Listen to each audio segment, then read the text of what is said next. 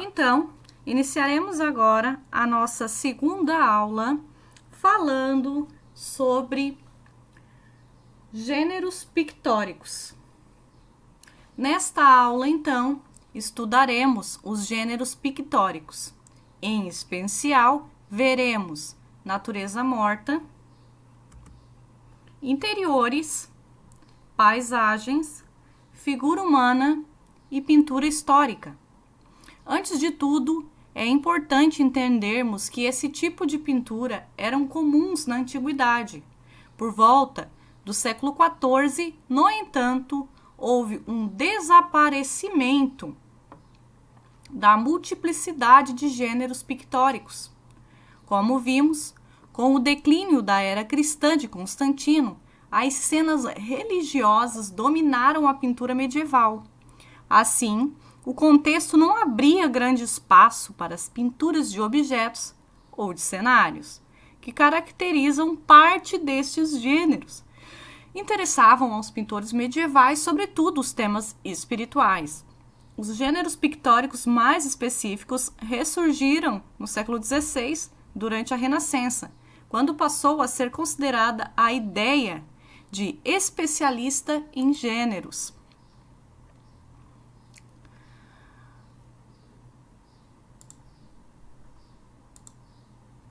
Primeira obra faz parte da natureza morta. Para entendermos melhor o gênero pictórico e como eles tomaram espaço no contexto, primeiramente vamos observar esta obra de Pieter Claes, que está à sua esquerda. Analise, de preferência, anote quais objetos estão presentes nessa imagem. Como eles estão dispostos na composição? Para você, há um ar de opulência ou simplicidade nesta pintura? As cores parecem reais ou mais artificiais? Como a luz foi representada na imagem? A composição é iluminada por uma luz cálida ou dramática? A luz é mais pontual ou difusa? Enfim, a cena passa uma ideia de luz natural ou de um palco? Além disso, para você, os elementos são destacados particularmente ou não há uma ênfase em cada um deles? As cores parecem reais ou fictícias? As formas são mais definidas ou fragmentadas? Os efeitos da transparência e dos reflexos são bastante convincentes? Observe todos estes pontos. A obra representa um dos gêneros da pintura, a natureza morta. Esse tipo de pintura é caracterizado pela representação de objetos inanimados e pode chamar a atenção pela fidelidade visual que suscita. Na obra em questão, o cuidado com a cor real e o uso coerente da luz e da sombra são aspectos que se destacam no que se refere à pintura. Também foram observadas pelo pintor as texturas visuais, ou seja, o artista buscou a representação da sensação tátil dos objetos, como no caso das penas suaves da ave ou da maciez do delicado tecido. No século XVII, os Países Baixos, onde hoje seria a Holanda, foram um berço particular deste gênero pictórico.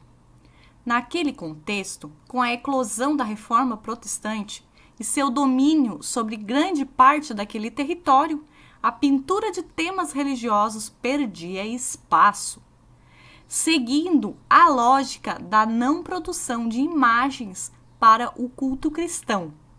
Por isso, apesar de haver uma região católica de dominação espanhola, a pintura holandesa via nascer também excepcionais especialistas no gênero em questão. Estas pinturas agradavam aos olhos de uma burguesia em ascensão, desde o período da Renascença. Ao mesmo tempo, esse tipo de imagem não feria os princípios religiosos da nova ordem cristã. Assim como menciona Ernest Gombrich, os artistas podiam escolher livremente, nessas naturezas mortas, quaisquer objetos que lhe aprouvessem pintar e dispô-los sobre uma mesa segundo a sua fantasia. Assim, tornaram-se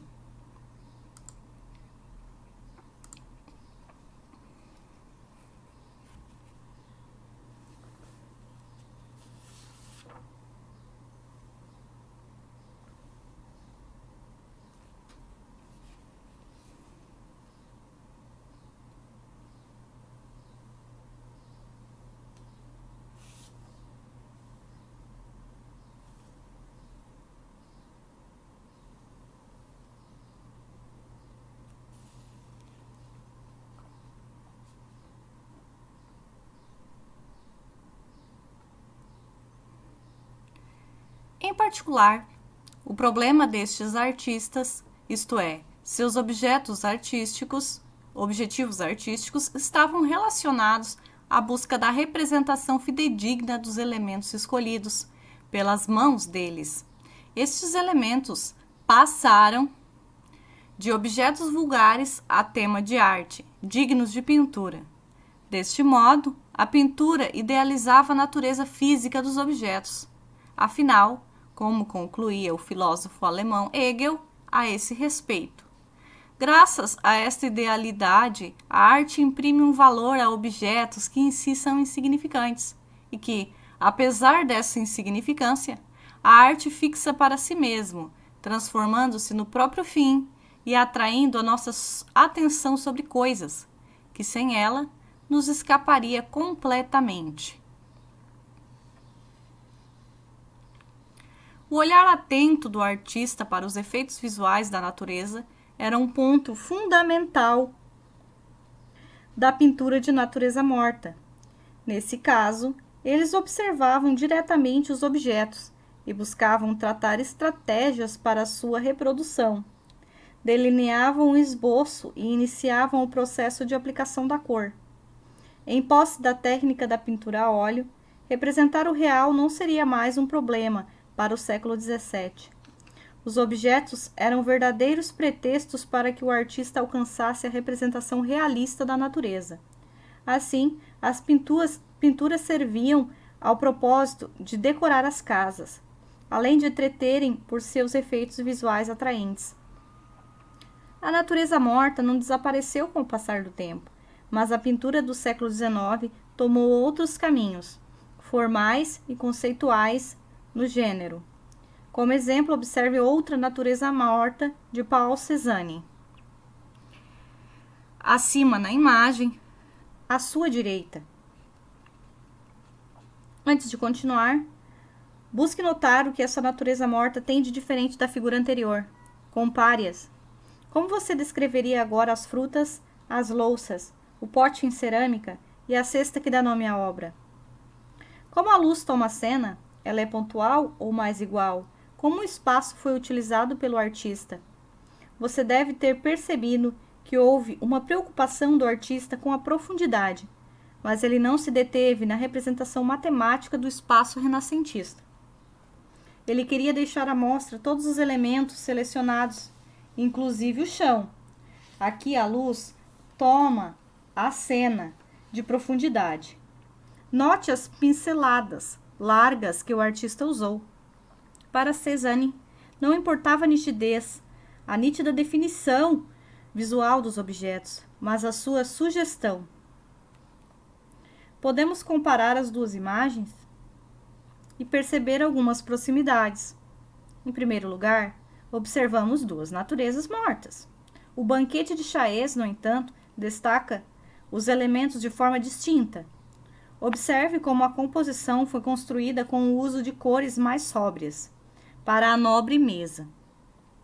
Também o pincel foi usado de modo diferente. Isso quer dizer que podemos perceber uma representação mais definida das formas na obra de Claes se comparada à pintura de Cézanne, composta por efeitos de massas de cor. Esse tipo de pincelada já estava presente nas obras impressionistas, o que continuou o trabalho de Cézanne. Por esses efeitos, há mais dinamismo na obra desse artista. Assim, a natureza morta do pintor francês influenciou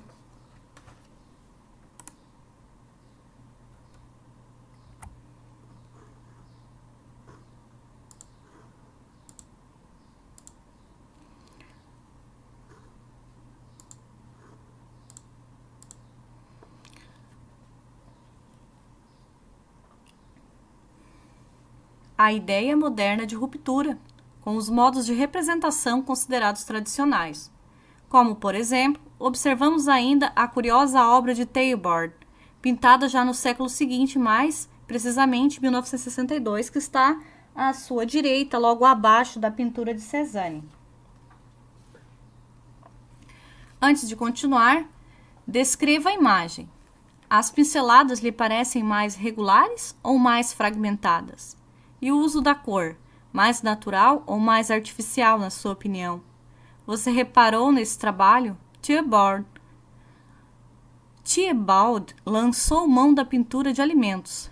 Ao menos tematicamente, a obra lembra as naturezas mortas da Holanda, setecentista, como a pintura de Chaes, ou a pintura moderna francesa de Cézanne, não é mesmo? Mas o que há de diferente entre eles?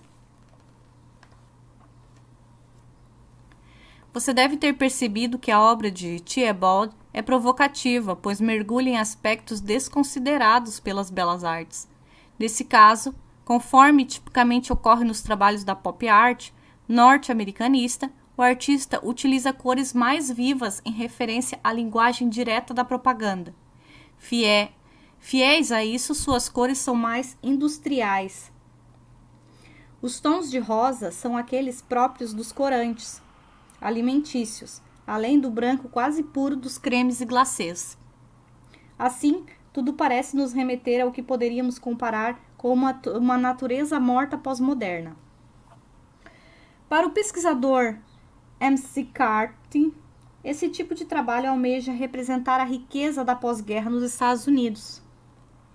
Desse modo, embora apresentem temas semelhantes, podemos considerar que as três pinturas, a de Claes, a de Cézanne e a de Theobald, serviram a problemas distintos da arte em cada momento, mas parecem se aproximar por sua conexão temática. Partimos então para o estudo do tema pictórico interiores. Iniciamos com a análise de ambas as imagens. Em alguns momentos da pintura, verificaremos que o espaço também toma importante lugar nos gêneros pictóricos. As cenas de interiores dos lares, por exemplo, aparecem com um certo destaque. Assim, analisaremos a pintura do artista flamenco, de uma região também situada nos Países Baixos, Jan van Eyck, pintada em 1434. O que está acontecendo na cena? Quem são os personagens da pintura? Onde eles estão? Como a iluminação foi trabalhada? Como o artista utiliza o espaço? Gombrich contribui para a nossa reflexão na citação a seguir. Nada lhe faltava: o tapete e os chinelos, o rosário na parede, a pequena escova ao lado do leito e as frutas no parapeito da janela e sobre a arca. É como se pudéssemos fazer uma visita aos Arnolfini em sua residência. A jovem acaba de pôr sua mão direita sobre a esquerda de Arnolfini, e este parece estar prestes a colocar a sua mão direita na esquerda dela, como símbolo solene da sua união. a exemplo do autor, podem que cada elemento foi cuidadosamente trabalhado pelo artista. Você nota, contudo, que se trata de uma natureza morta. Jan van Eyck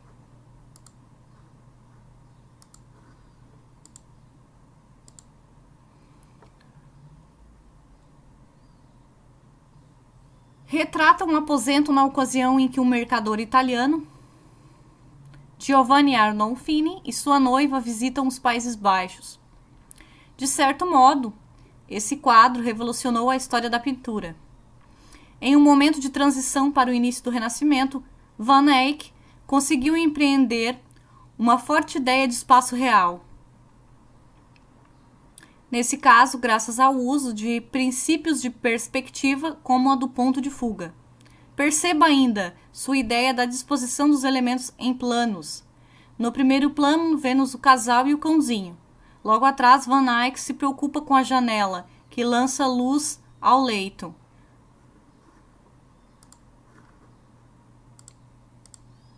Ambos estão na mesma posição do grande lustre dourado. Por fim, aparece o espelho circular na parede, lá no fundo. Além dessa preocupação com o espaço considerado correto, observe que o artista realça sua própria presença na cena. Ao escrever acima do espelho a frase em holandês que significa Jan van Eyck esteve aqui. O pintor não deixou de registrar também o seu reflexo no espelho no ato da pintura.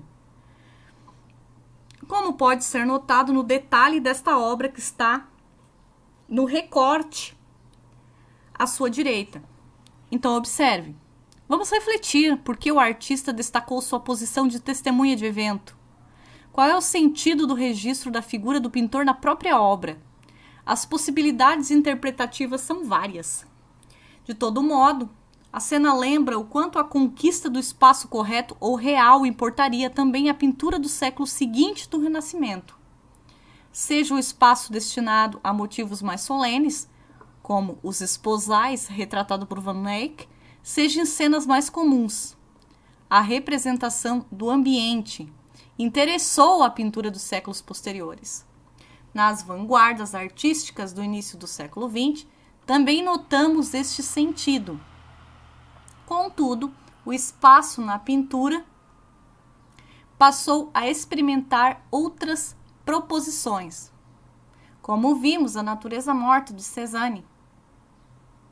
Lançou um novo olhar aos momentos mais triviais da vida humana na pintura moderna. Afinal, as cenas domésticas continuaram a ser consideradas visões dignas da pintura, como na obra de Henri Matisse. De 1908, The Red Room. Pesquise sobre a obra The Red Room, de Henri Matisse. Depois de conhecer virtualmente esta obra de Matisse, busque, como atividade complementar, descrever a cena antes de prosseguir com a aula. Primeiramente, escreva em seu bloco de anotações onde ela se passa. Quais objetos podem ser destacados? O que a personagem está fazendo? Como Matisse iluminou a cena? Como ele utilizou o espaço nesse caso? A obra demonstra profundidade ou é totalmente plana? Você certamente notou que a mulher se curva para organizar os elementos da mesa, coberta por uma toalha vermelha. Também percebeu que o tecido dela apresenta os mesmos padrões da parede, com os florais azuis sobre o vermelho intenso. Imagine se o tecido da toalha da mesa fosse de outra cor. Haveria mais ou menos noção de profundidade. Sobre a mesa estão as frutas, além das garrafas que contêm os líquidos alaranjados. Repare que ao lado há uma cadeira de assento amarela. É possível observar também a paisagem ao fundo. Sem a janela, a noção de profundidade ficaria menos ou mais evidente? Você deve ter notado que com a presença da paisagem, a pintura foge do vermelho predominante. Sem esse recorte no espaço, a toalha e o papel de parede se confundiriam, ainda mais por suas semelhanças. Ainda assim, o artista produziu uma discreta linha que diferencia os planos para garantir a ideia de profundidade. Além disso, perceba as cores. Repare que os ornamentos em azul ganham destaque na obra por seu contraponto com o vermelho, e os elementos em amarelo. A vibração das cores é igualmente responsável pela própria luz da cena. Na pintura, também conhecida pelo título Harmonia em Vermelho, é marcante a ideia decorativa existente no fauvismo. Nesse caso, ela é conferida pela exuberância da cor na agradável composição. Diante dessa ousadia nas cores, uma cena cotidiana torna-se um belo motivo para uma pintura. Novo gênero pictórico, então, a ser falado e observado: paisagem. O gênero da pintura paisagem não alcançou grande espaço na arte medieval, como veio ocorrer a partir do século XVI. Naquele contexto, com o objetivo de enfatizar as lições da fé, as figuras espiritualizadas dos retábulos de madeira ou das iluminuras do livro sagrado vinham acompanhadas de poucas paisagens. Nesse caso, a pretensão não era de valorizar os temas naturais ou terrenos, como os cenários da natureza. Ao pintor medieval cabia evocar os sentimentos do sobrenatural. Como exemplo disso, vamos analisar a pintura de um evangelho manuscrito, que está à sua esquerda. Observe a cena. O que o personagem está fazendo? Você identifica a presença de paisagem? Como você a descreveria? Ela se pronuncia ou é discreta? Para você, o que aparece primeiro na imagem? Ou seja, qual é o foco da cena? O homem ou a paisagem? Como você constata isso? Pelo título, confirmamos que a cena retrata São Mateus no ato de registro da escritura. Notamos que em primeiro plano aparece o santo homem sob a inspiração de Deus, escrevendo as páginas do livro sagrado. Perceba ainda que o livro não foi representado em forma de papiros, como seria historicamente mais adequado.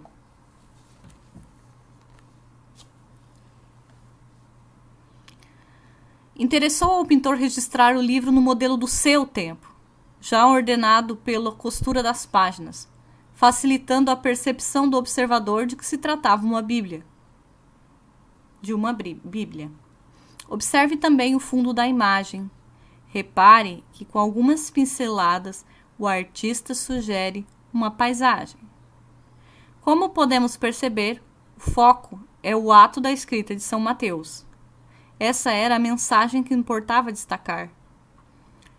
Por isso, o fundo com a paisagem é quase irreal, ou seja, não natural.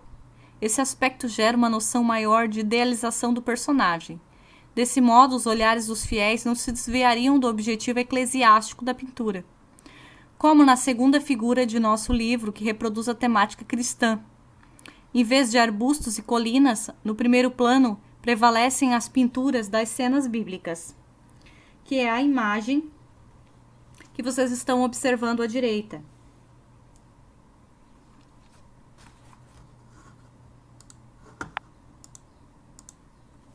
Com a Renascença na Europa, as paisagens ganhariam novo lugar, graças aos estudos sobre a fauna e a flora publicados por Albrecht Dürer.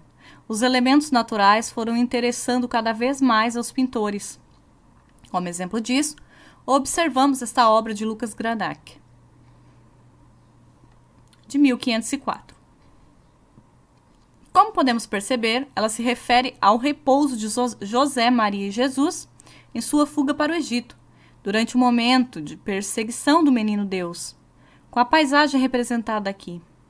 O espaço onde acontece a cena parece mais ou menos real do que o da tela anterior. Você provavelmente notou que, apesar de se tratar de um tema espiritual, o cenário é composto por uma paisagem mais concreta. Perceba também que a Sagrada Família está junto aos seres celestiais, porém, ela descansa em um espaço real e natural.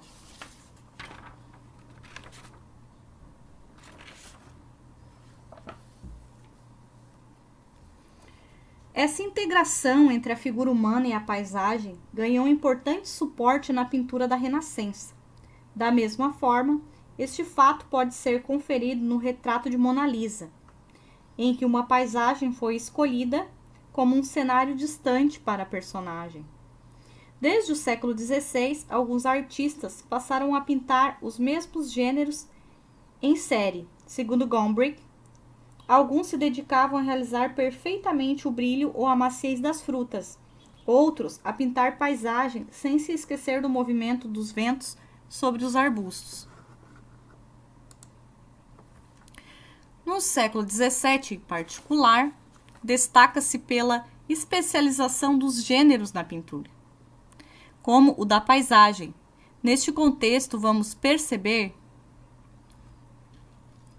também uma ideia de hierarquia entre os gêneros pictóricos. Isso significa que um pintor seria mais digno de reconhecimento quando dominasse os gêneros maiores, como as pinturas históricas ou as alegorias. Contemporâneo desse momento, o francês André Felibien elaborou um texto para definir esta ordem, segundo a citação a seguir. Aquele que faz paisagens com perfeição está acima, por exemplo, de um outro que só pinta frutas, flores ou conchas. Felibien refere-se à valorização da paisagem em detrimento da pintura da natureza morta, considerada a ele menos nobre. Dos artistas que se especializaram em paisagens no período, destacamos o holandês Jan van Goyen. Como exemplo, analisaremos umas de suas paisagens. Observe então a imagem que está à nossa direita, criada pelo artista Van Goyen, chamada Moinhos à beira de um rio. O que se passa na cena? O que os personagens estão fazendo? Qual é o tema principal da imagem? Os homens ou a própria paisagem? Como você constatou isso? A cena parece ser mais tranquila ou mais dramática? Como o artista representou este aspecto? Você observou que na tela de Van Goyen aparecem algumas pequenas figuras humanas? No entanto, notamos com maior evidência a vista do mar atrás do moinho de vento. O artista apresenta uma cena de sua terra natal. Nela, vemos o grande céu carregado. Repare o movimento natural conseguido por Van Goyen. Da mesma forma, podemos notar regiões de luz e sombra, que conferem certa dramaticidade à cena. Essa pintura representa o momento de auge da pintura de paisagem. De outro modo, e em outro momento, constatamos ainda essa ideia de dramaticidade por meio do gênero paisagem. É o caso do também holandês Vincent van Gogh. Já no século XIX, vamos observar um de seus trabalhos, que está neste slide, no lado esquerdo da tela. Essa também é a representação de uma paisagem. Mas o que há diferente nela? Podemos compará-la à imagem anterior. Por exemplo, com relação às pinceladas do artista, o que podemos observar? Aqui temos igualmente a ideia de movimento, ou a imagem parece mais estática? Em Noite Estrelada, notamos uma paisagem ao sul da França. Nela aparecem as estrelas, que sugerem uma explosão de luz. O cipreste, ou seja, a árvore em primeiro plano, parece se movimentar quase ao centro da cena. A igrejinha revela o ponto mais elevado da cidade. Como o artista conseguiu esse efeito de movimento? Você deve ter reparado que as pinceladas circulares do artista ampliam esta sensação de movimento. O céu de Van Gogh demonstra que sua intenção não está em retratar a natureza, tal como é vista. O que acontece na pintura anterior? Encontramos a busca de expressão do que seu autor sentia em relação às cenas pintadas e o que ele desejava que os outros sentissem quanto as visse. Confirmados, assim, que as questões subjetivas aparecem de forma marcante na obra de Van Gogh. O estado de excitação emocional do pintor o fazia pintar em série, sendo a ele atribuído um considerável número de obras. A cor também é marcante em sua pintura, e podemos perceber ainda certa influência fauvista pelo uso da cor vibrante. Além disso, ela comporta referências impressionistas, observadas nas pinceladas fragmentadas. A pintura pós-impressionista de Van Gogh influenciou os expressionistas por sua carga subjetiva e por sua prática espontânea do gesto. Se a paisagem serviu como tema relevante da pintura do século XIX, o que podemos dizer das ideias mais contemporâneas, nas quais a paisagem pode ser o próprio suporte da pintura? Como exemplo, analisaremos o trabalho do espanhol Agustín Ibarrola, nesta figura assim mostrada. Notamos que se trata de um conjunto de árvores pintadas em tons fortes. Cada uma foi tingida em forma de anéis ou em linhas diagonais coloridas. Essa obra foi realizada no Bosque de Oma, no País Basco. Nela, Ibarrola busca um diálogo com a land art, ou arte da terra. Surgida na década de 1960 nos Estados Unidos, esta vertente conceitual interferia na natureza, colocando-a como o próprio suporte do trabalho.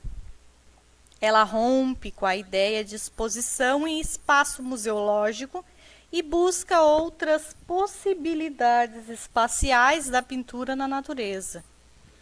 Sabemos que a noção moderna de classificação dos trabalhos por linguagem artística, desenho, pintura ou gravura, não se faz obrigatória na arte conceitual. Assim, as obras de Ibarrola transitam entre a intervenção, ou seja, a ação do artista sobre o espaço, a pintura e a fotografia.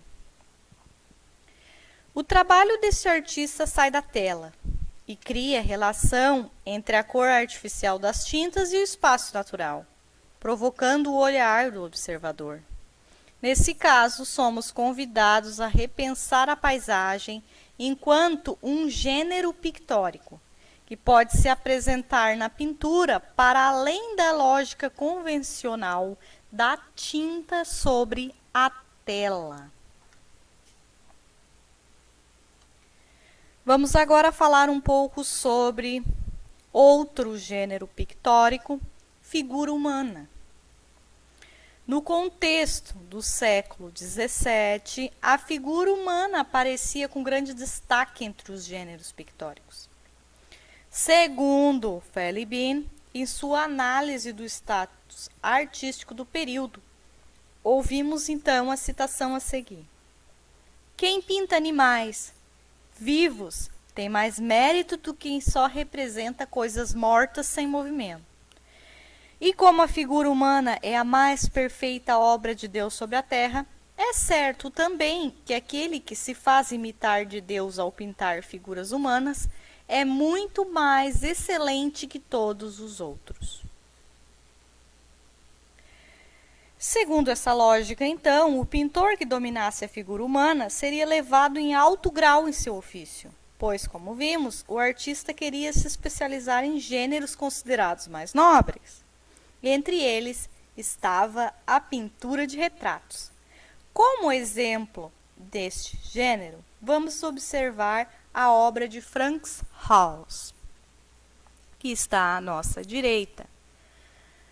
Peter van den Broek. A princípio, observe os olhos risonhos de Van Broek e seus cabelos desgrenhados. Em sua opinião, a imagem parece mais espontânea ou mais artificial?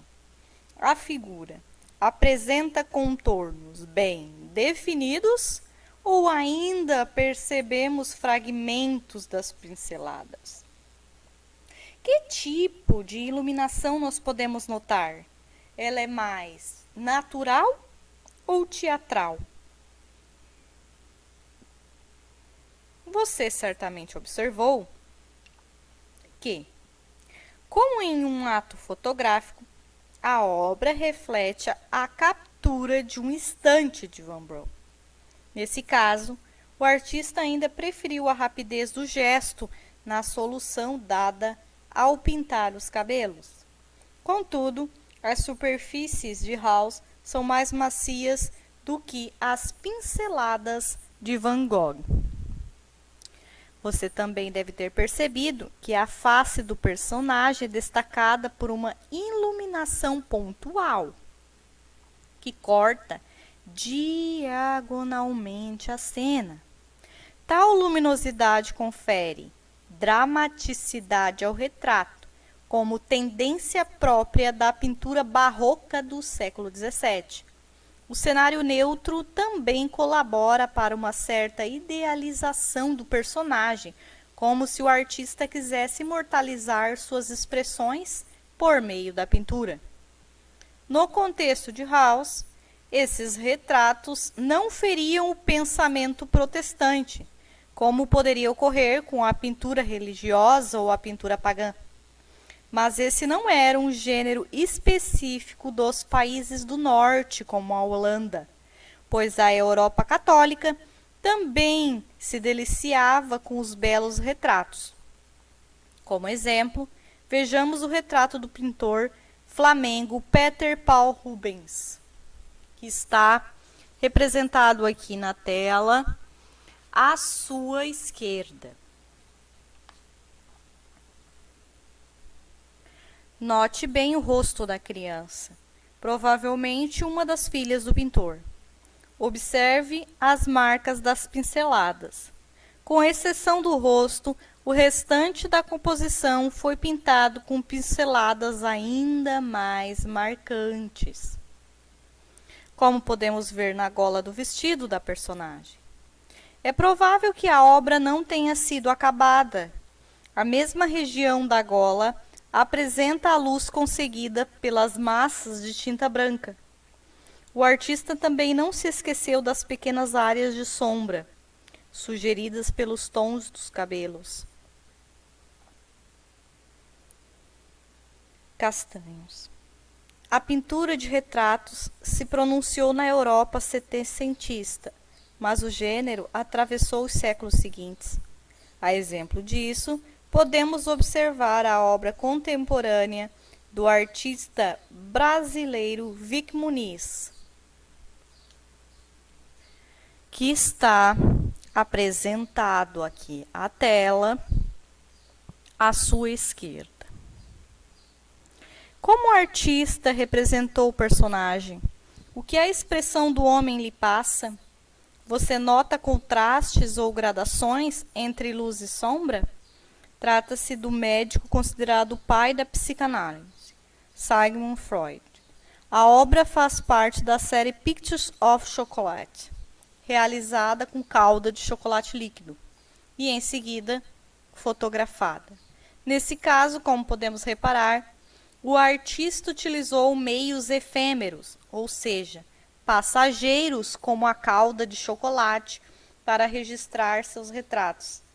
Apesar de não se tratar de algo tradicional na combinação de tinta sobre tela, o trabalho revela diálogos plásticos com a pintura.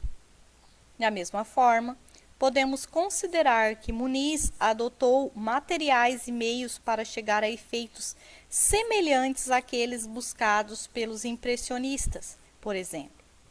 A obra parece querer sintetizar a expressão de Freud. O material usado nesse trabalho, contudo, carrega outras cargas simbólicas distintas de uma relativa neutralidade das tintas, como no caso de House. Não podemos ser indiferentes a isso.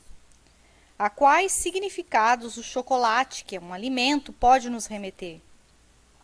A figura carrega ainda uma forte luz, que é marcada pelas áreas em branco do suporte, contrastando com a região escurecida pelo chocolate. Apresenta sombras bem definidas, pelas linhas e áreas em marrom profundo, o que revela um ar teatral da imagem. Esse jogo remete ainda aos esquemas em alto contraste, isto é, aos casos em que a imagem se apresenta normalmente em preto e branco, sem gradações. Entre eles, desse modo, a obra também propõe relações com a técnica do stencil. O stencil é uma técnica de grafite. Nela, o artista consegue produzir imagens mais de uma vez, por meio de uma matriz recortada, muitas vezes caracterizada pelo efeito de contraste entre as áreas. Em geral, os retratos são como leituras da identidade de seus personagens, seja por meio de sorrisos, seja mediante expressões mais sérias. Ele se distingue como elemento que busca registrar a personalidade do indivíduo. Como percebemos, a figura humana pode ser retratada de diferentes modos pela pintura. Agora, vamos avaliar algumas noções sobre o corpo humano na pintura.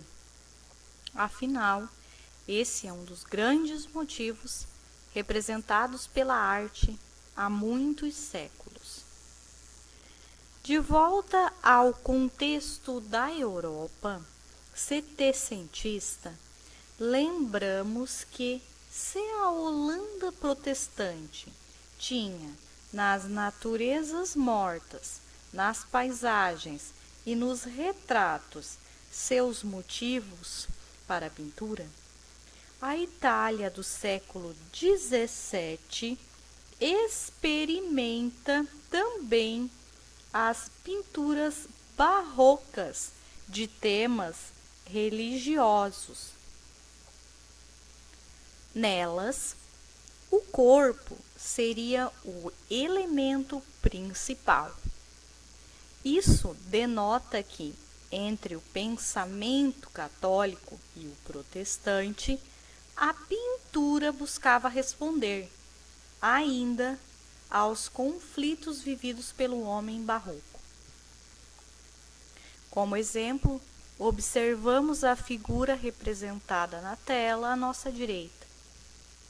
A cena retrata a elevação do corpo de Jesus Cristo à cruz. Você percebeu a dramaticidade da cena? Como foram representados os corpos dos personagens? Um dos aspectos para essa dramaticidade ocorre em razão do tema retratado, não é mesmo? Mas igualmente pelo modo como foi resolvida a composição, repare que ela é dividida por uma linha diagonal. Percebemos que, de cima para baixo, o corpo de Cristo forma uma linha inclinada, que é continuada pelas figuras dos homens abaixo. Isso propõe um grande movimento visual, próprio das obras barrocas. A atmosfera dramática é ainda conferida pelos contrastes de luz e sombra. Repare o golpe de luz que o corpo de Cristo recebe em oposição às outras regiões da cena, que são mais sombreadas. Os corpos de Rubens são tensos e, nesse caso, tomam um lugar central na pintura. Como são muitas as possibilidades de representação do corpo na arte, deparamo-nos, século mais tarde, com a pintura realizada no próprio corpo do modelo. Essa possibilidade tem força na obra conceitual do francês Yves Klein, com Anthropometry of the Blue Epoch, Antropometria do período azul, de 1961. Observe, então,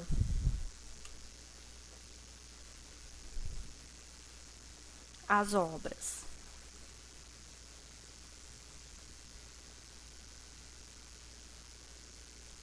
Envolvendo cor, som e movimento, a ação ocorreu na Galeria Internacional de Arte Contemporânea em Paris. Um dos resultados desta performance pública pode ser conferida nessas telas.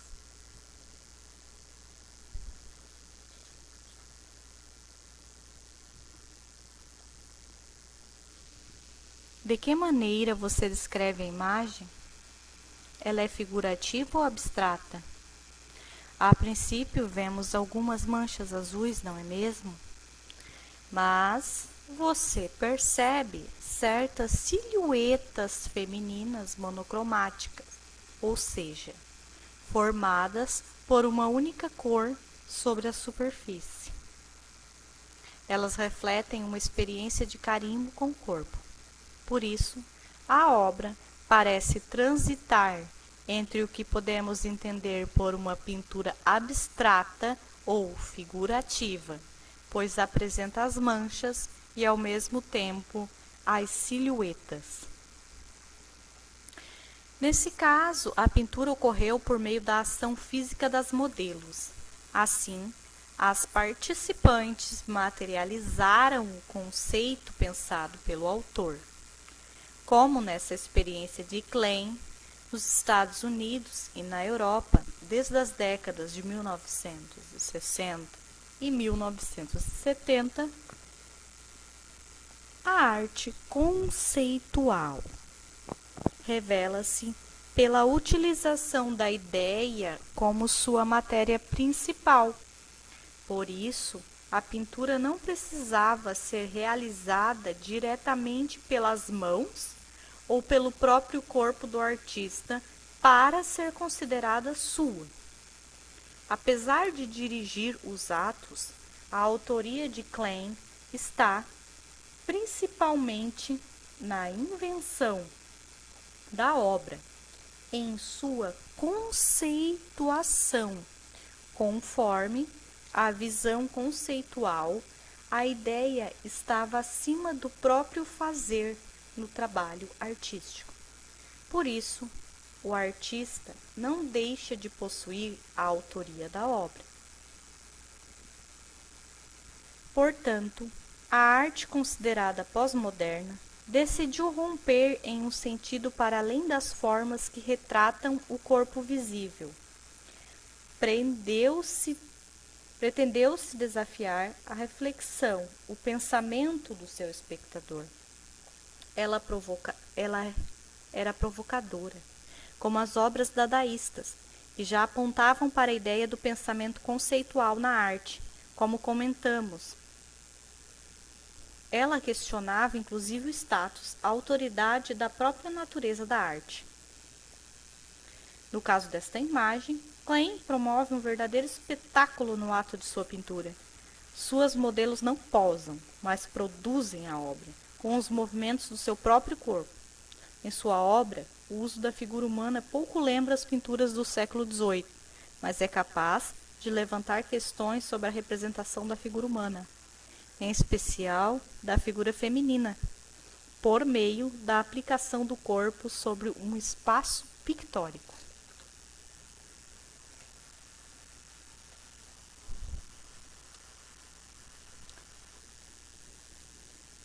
Sua pintura experimenta ainda uma relação com o corpo de fato real, carnal. Por isso propõe também afinidades com um novo tipo de realismo. Vamos falar agora então do último gênero pictórico desta aula, pintura histórica.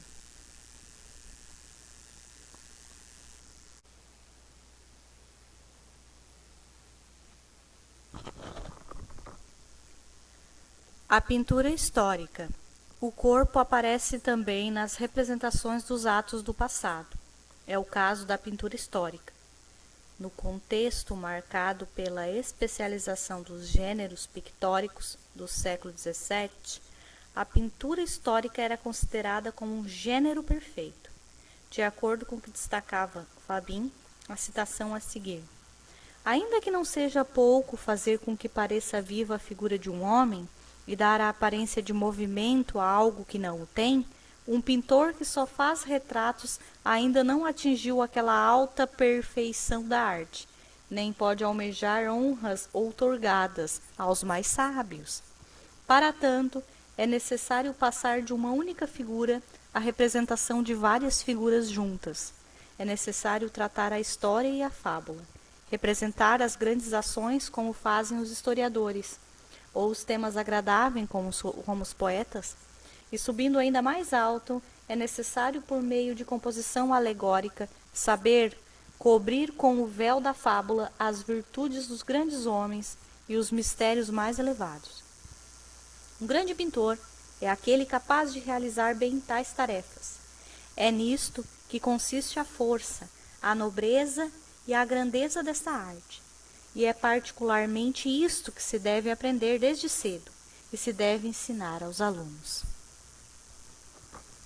Como o autor menciona, o gênero se apoia na união de vários elementos. Portanto, ao artista interessava o estudo dos objetos próprios da natureza morta, além das paisagens que serviam como fundo para os memoráveis acontecimentos, sem esquecer, é claro, os homens de grandes feitos. Para tanto, os estudos sobre a figura humana seriam indispensáveis. Como exemplo, vamos analisar a figura histórica Independência ou Morte de 1888 do brasileiro Pedro Américo. Na tela, então, como podemos descrever a cena? O que se passa? Como o artista organiza os personagens? Você deve ter percebido, do lado esquerdo, que a figura de Dom Pedro parece gritar ao erguer a espada. Ele se encontra na posição mais alta da composição, o que evidencia a pessoa do imperador. À direita da imagem está o grupo que parece responder ao brado de Dom Pedro. Como nesse exemplo, as pinturas românticas do Brasil do século XIX serviam ao propósito de criar uma identidade, uma nação. Aliás, nesse caso, independente, há mais de 60 anos.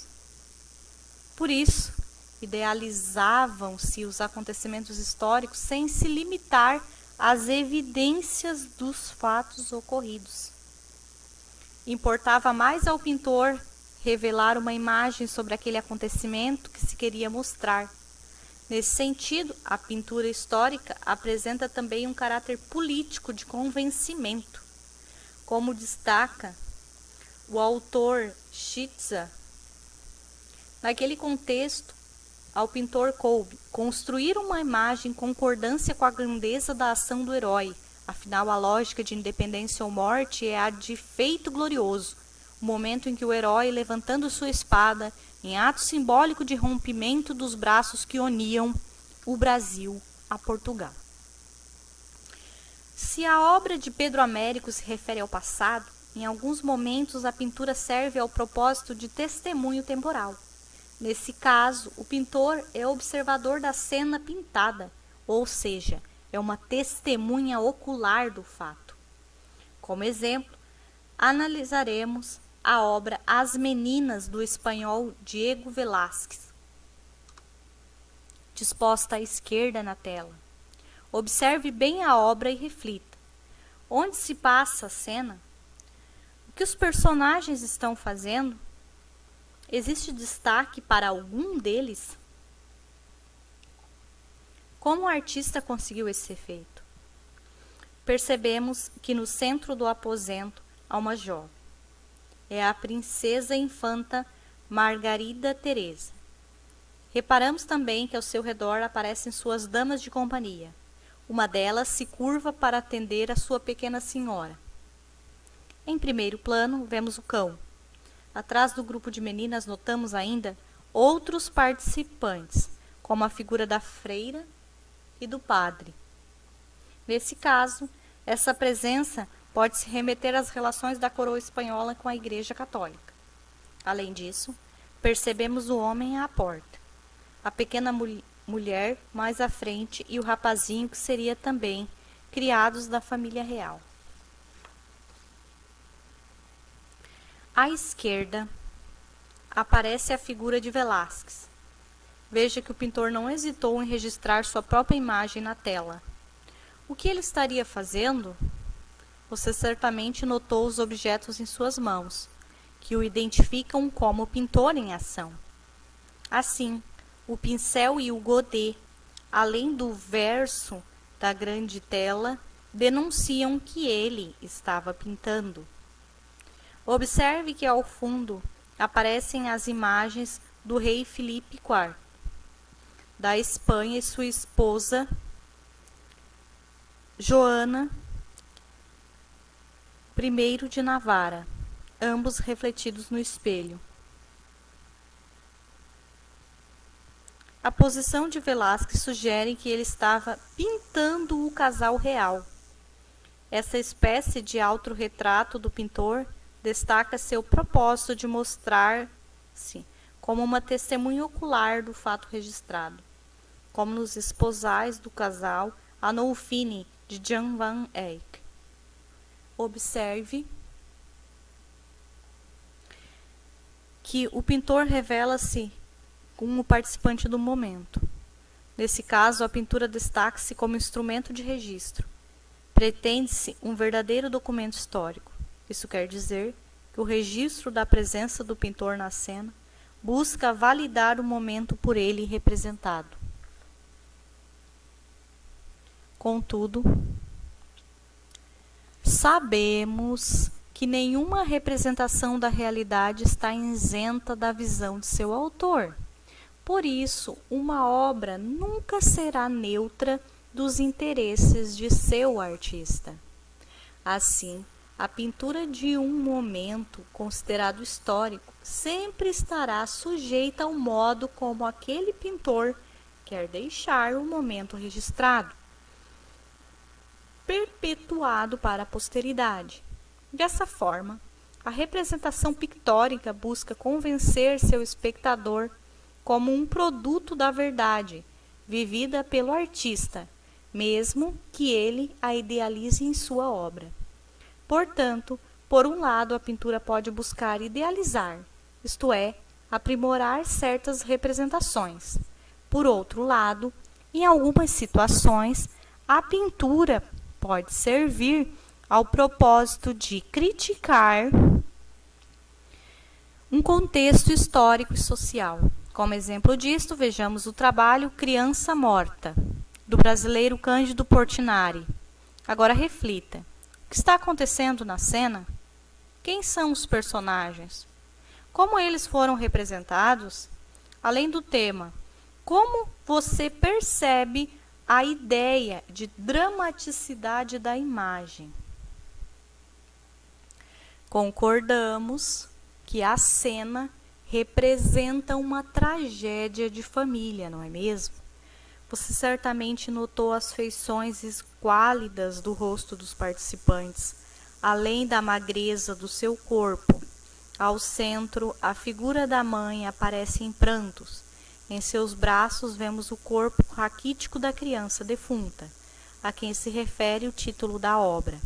À esquerda, percebemos o homem, talvez o pai da família, que parece buscar consolar a mulher.